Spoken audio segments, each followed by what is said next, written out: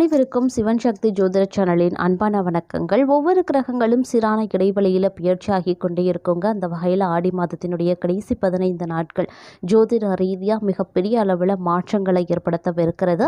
இந்த மாற்றங்கள் 12 ராசிக்காரர்கள் மத்தியிலுமே ஏற்பட போகிறது அப்படின்னு சொல்லலாம்.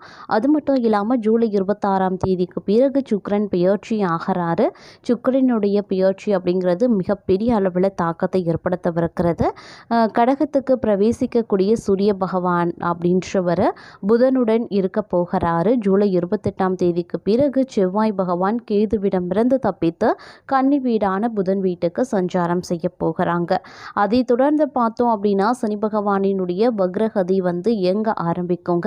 இந்த நிலையானது ஜூலை 12 முதல் நவம்பர் 27 வரைக்கும் சனி பகவான் வக்ரகதியில் இயங்க போகிறாரு. மேலும் பார்த்தீங்கன்னா கும்ப வீட்டில் ராகு குருவினுடைய பார்வை இருக்கிறது. சுக்கிரன் தன்னுடைய சொந்த வீட்டில் அமர்ந்திருக்கிறாரு. 24ஆம் தேதிக்கு பிறகு குருவோடு இணைந்த சுக்கிரனாக மிதுனத்தை நோக்கி பரிவர்த்தனை மேற்கொள்ள போகிறாங்க. புதன் ராசிக்கு செவ்வாய் செல்வதால் அதனுடைய தாக்கம் அனைத்து ராசிக்காரர்கள் மத்தியிலுமே மிகப்பெரிய அளவில் தென்பட ஆரம்பிக்கும் அப்படின்னு சொல்லலாம். இந்த செவ்வாய் பயிற்சி அப்படிங்கிறது கன்னி ராசியின் அதிபதியான புதன் உடைய வீடான கன்னி ராசிக்குள்ளே இருக்க பெறுகிறது. அப்படிங்கிறதுனால மிகப்பெரிய அளவில் தாக்கம் அனைத்து ராசிக்காரர்கள் மத்தியிலுமே உருவாகும் அப்படின்னு சொல்லலாம். இவ்வாறாக நவ கிரகங்களினுடைய முக்கிய கிரகங்களில் ஏற்படக்கூடிய முக்கிய பெயர்ச்சி கூட்டணி பார்வை சேர்க்கை அப்படிங்கிறது அடுத்து வரக்கூடிய 15 நாட்களில் மிகப்பெரிய அளவில் தாக்கத்தை ஏற்படுத்தும் அப்படின்னு ஜோதிட ரீதியாக கணிக்கப்பட்டிருக்கிறது. அந்த வகையில் மீன ராசியில் பிறந்தவங்களுக்கு எப்படிப்பட்ட நிலைகளில் எப்படிப்பட்ட மாற்றங்கள் ஏற்பட போகிறது அப்படிங்கிறத தெரிஞ்சுக்க போகிறோம். மீனராசிக்காரர்களை பொறுத்த வரைக்கும் கால் வைக்கக்கூடிய இடமெல்லாம் கன்னி வெடியாக வெடிக்க போகக்கூடிய ஒரு காலகட்டமாக தான் இப்போ இந்த காலகட்டம் இருக்க பெற போகிறது அப்படின்னு சொல்லலாம். அதிலும் குறிப்பாக இந்த 4 விஷயங்களில் இந்த காலகட்டத்தில் அதாவது இந்த 15 நாட்களுக்குள்ளாக நடக்க அதிகபட்சமான வாய்ப்புகள் இருக்குது. அந்த 4 விஷயங்கள் என்னென்ன அப்படிங்கிறத பற்றியும் தொடர்ந்து நீங்கள் தெரிஞ்சுக்க வீடியோவை ஸ்கிப் பண்ணாமல் கடைசி வரைக்கும் பாருங்கள். இந்த பதிவு உங்களுக்கு மிக பயனுள்ள விகிதத்தில் இருக்கும். வீடியோக்குள்ளே போகிறதுக்கு முன்னாடி இது வரைக்கும் நீங்கள் நம்ம சிவன் சக்தி ஜோதிட சேனலை சப்ஸ்கிரைப் பண்ணலை அப்படின்னா உடனே சப்ஸ்கிரைப் பண்ணிக்கோங்க. அப்படியே பக்கத்தில் இருக்கக்கூடிய நோட்டிஃபிகேஷனுக்கான பெல் பட்டனையும் ப்ரெஸ் பண்ணிக்கோங்க. சரி நேயர்களே, வாங்க வீடியோக்குள்ளே போகலாம். மீனராசிக்காரர்களை உத்திராட்டத்தி நட்சத்திரக்காரர்கள் நிறைய பாதிப்புகளை சந்தித்து வந்துட்டுருப்பீங்க. அதனால் இந்த காலகட்டம் பெரும் அளவில் பாதிப்புகள் இருந்து நீங்கள் தப்பித்துக்கொள்ள சில விஷயங்களில் உஷாராக இருக்கணும் அப்படின்னு சொல்லலாம். அதிலும் இந்த 4 விதமான விஷயங்கள் நடப்பதற்குண்டான வாய்ப்புகள் அதிகபட்சமாகவே இருக்குங்க.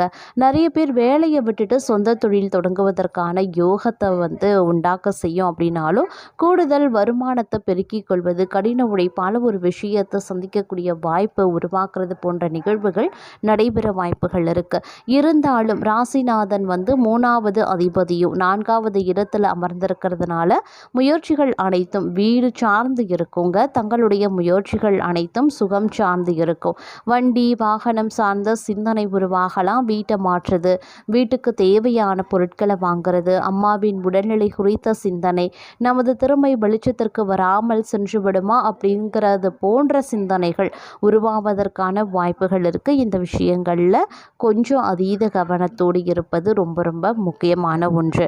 அதே சமயம் முயற்சிகள் அனைத்தும் பலிக்கக்கூடிய ஒரு காலகட்டமாகவே இருக்குங்க. உங்களுடைய கடினமான உழைப்பு, உங்களுக்கு கடுமையான முயற்சி கண்டிப்பாக பலிக்கும் அப்படின்னு சொல்லலாம். அதே மாதிரி தொட்ட காரியங்கள் அனைத்துலேயுமே வெற்றி கிடைக்கப்பெறுவீங்க. நிறைய பயணங்கள் செய்வதற்கான வாய்ப்புகள் இருக்குங்க. இடமாற்றம், வேலை மாற்றம், உத்தியோக மாற்றம் வருவதற்கான வாய்ப்பு இருக்கு. பெண் தெய்வத்தின் அருள் பரிபூரணமாக கிடைக்கப்பெறுவீங்க. பெண்களினால ஆதாயம் வருவதற்கான வாய்ப்பும் இருக்கு. நல்ல காலகட்டமாகவே இருக்கும் அப்படின்னு சொன்னாலும் மற்றொரு புறம் சில விஷயங்கள்ல ரொம்ப ரொம்ப உஷாராக இருக்க வேண்டியதும் அவசியமான ஒன்று. அதே மாதிரி பெண் குழந்தைகளால் நிறைய நன்மைகள் தங்களுக்கு உண்டாக வாய்ப்புகள் இருக்கு. சனி பகவான் வக்ரமாகி 7வது இடத்தை பார்க்கறதுனால துணையுடன் சிறு சிறு பிரச்சனைகள் வருவதற்கான வாய்ப்புகள் இருக்கு. ஏற்கனவே வருடரே நடந்து கொண்டிருக்கிறதுனால பேச்சில் மிகுந்த கவனம் தேவைங்க. அமைதியை கடைபிடிப்பது ரொம்ப ரொம்ப நன்மையை ஏற்படுத்தும். மனத்தடு மாறுவதற்கான வாய்ப்புகள் இருக்கிறதுனால மிகுந்த எச்சரிக்கையாக இருக்கிறது நல்லது. தாயுடன் பேசக்கூடிய வார்த்தைகளில் கவனமாக இருங்க. சகோதரர்களிடம் பிரச்சனை வராமல் பார்த்து கொள்ள வேண்டியது அவசியம். கடன் வம்பு வழக்குகளில் சிக்கிக்கொள்ளாமல் இருப்பது அதை விட ரொம்ப ரொம்ப முக்கியம். அதே மாதிரி வீட்டில் சண்டை சச்சரவுகள் வருவதற்கு வாய்ப்பு இருக்கத்தான் செய்யும். 6வது வீட்டில் கேது அமர்வது குடும்பம் சார்ந்த விஷயங்களில் தடைகளை கொடுப்பதற்கான வாய்ப்பை ஏற்படுத்தும். அதே மாதிரி செவ்வாய் புதன் வீட்டுக்கு வரும்போது வருமானம் அதிகரிக்கலாம். பணவரவு நன்றாக இருக்கும் அப்படின்னு சொல்லலாம். பொருளாதாரத்தில் நல்ல முன்னேற்றமும் ஏற்பட வாய்ப்புகள் இருக்குங்க. இந்த காலத்தை பொறுத்த வரைக்கும் அனைத்து விஷயங்கள்லையும் விழிப்புணர்வுடன் இருக்கிறது ரொம்ப ரொம்ப நல்லது. அதிலும் குறிப்பாக நீங்கள் 20 முதல் 40 வயதுக்கு உட்பட்டவங்க அப்படின்னா வித்தியாசமான அனுபவங்கள் தங்களுக்கு கிடைக்க வாய்ப்புகள் இருக்குது. எதிர்பாலினத்தவரிடம் ஈர்ப்பு, ஆன்லைன் பண மோசடி போன்றவை வருவதற்கான வாய்ப்பு இருக்கிறதுனால மிகுந்த கவனமாக இருக்க பாருங்க. வேறு வேலை கிடைத்தால் மட்டும் வேலையை விட வேண்டியது அவசியம். அதற்கு முன்பாக எந்த ஒரு அவசரமோ பட்டு வேலையை விட வேண்டாம். இல்லை பெரிய அளவில் சிக்கலில் சிக்கிக்கொண்டு விபரீதமாக முடிஞ்சிடும், பார்த்துக்கோங்க. நீங்கள் 40ல் இருந்து 60 வயதுக்கு உட்பட்டவங்க அப்படின்னா அனைத்து விஷயங்கள்லையுமே கவனமாக இருந்து தான் ஆகணும். வீட்டில் இழப்பு, ஆரோக்கியத்தில் பிரச்சனை வருவதற்கான வாய்ப்பு அதிகமாகவே இருக்குது. எந்த ஒரு விஷயத்தையும் பெரிதாக யோசிக்காம உங்களுடைய செயல்களில் கவனமும் நிதானமும் நீங்கள் கடைபிடித்தால் மட்டும் போதுமான ஒன்று அப்படின்னும் சொல்லலாம். இருந்தாலும் இந்த காலகட்டத்தில் கொஞ்சம் உஷாராக செயல்படுவது அப்படிங்கிறது நல்ல நல்ல மாற்றத்தை ஏற்படுத்துவதற்கு உண்டான வாய்ப்பாக இருக்கும் அப்படின்னும் சொல்லலாம். ஒரு புறம் உங்களுக்கு துன்பம் துயரம் ஏற்பட்டாலும் மற்றொரு புறம் பார்க்கும்போது தங்களுக்கு தொழிலில் ஓரளவுக்கு ஏற்றம் உண்டாகலாம். உத்தியோகம், வியாபாரம், படிப்பில் நல்ல முன்னேற்றத்தை எதிர்பார்க்கலாம். இந்த காலகட்டத்தில் மரண பயம் நீங்குவதற்கான வாய்ப்புகள் இருக்குங்க. பிள்ளைகள் விஷயத்தில் கொஞ்சம் கண்ணும் கருத்துமாக இருக்க பாருங்க. அவர்களிடத்தில் வாக்குவாதம் செய்வதை தவிர்த்து கொள்ளுங்க. பிள்ளைகள் வண்டி வாகனம் இயக்கும் போது கவனமாக இருக்குமாறு சொல்றது ரொம்ப ரொம்ப நல்லது. சுப விரயங்கள் நடக்கக்கூடிய காலகட்டமாக இருக்கும். வீட்டுக்கு தேவையான பொருட்கள், உங்களுக்கு தேவையான பொருட்கள் வாங்குறது, வீடு, நிலம், இடம் போன்றவை வாங்குவது, திருமணத்திற்காக செலவு செய்வது அப்படின்னு சுப செலவுகளை செய்வதற்கான வாய்ப்புகள் இருக்கு. எதிர்பார்க்காத விஷயங்கள் அனைத்தும் கை கொடுக்கவும் ஆரம்பிக்கலாம். இதுவரை இழுபறியாக இருந்து வந்த அனைத்து விஷயங்களும் இனி கொஞ்சம் கொஞ்சமாக மாற ஆரம்பிக்கும். அடுத்தடுத்த வேலைகளை செய்து முடிச்சிடுவீங்க. இழுபறியாக இருந்த நிலைமைகள் அனைத்தும் கொஞ்சம் கொஞ்சமாக தாங்க மாற ஆரம்பிக்கும். ஒரே அடியாக மாறணும் அப்படின்னு எதிர்பார்க்காதீங்க. அதே மாதிரி தொழில் ரீதியாக நல்ல மேன்மை உண்டாக கடினமாக உழைக்க வேண்டியதாக இருக்கும். முதலீடுகளுக்கு எந்தவித குறைவும் இருக்காது. இருந்தாலும் அதிக பணத்தை முதலீடாக போடுவதை தவிர்ப்பது நல்லது.